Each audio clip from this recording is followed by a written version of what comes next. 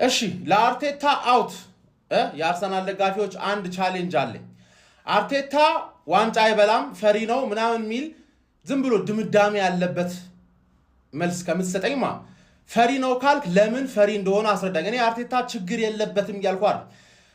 ሜንታሊቲ ችግር አለበት ካልክ ራሱ ሜንታሊቲ ችግሩ የቱ ጋር እንደሆነ ላስረዳ እችላለሁ። እሱን ከማድረጌ በፊት ግን መጀመሪያ እድሉን ልስጥህ። ምክንያቱም እኔ የምለብሰውን ማሊያ ለብሰህ ከኔ እኩል አሰልጣኝህን ዝም ብለህ ካረገጥኩ እያልክ ስለሆነማ እድሉን ልስጥህና አርቴታ ፈሪ ነው ካልክ የፈራበትን መንገድ አስረዳኝ።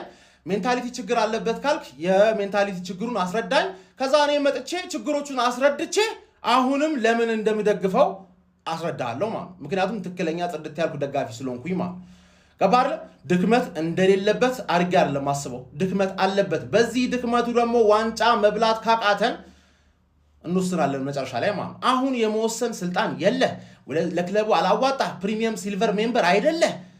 ገባር ለዝም ብለህ ብቻ ደካማ ደጋፊ ከምታስመስለን ሁላችንን ከምታስመስለን አስረዳኝ መጀመሪያ።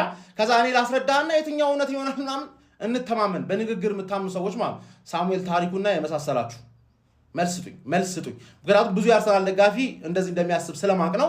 መልስ ስጠኝ። አርቴታ ፈሪ ነው ካልክ፣ አርቴታ ሜንታሊቲ የለውም ካልክ ምን ችግሮች ብለህ ዝርዝር አድርጋ አስረዳኝ እኔም እንዲገባኝ።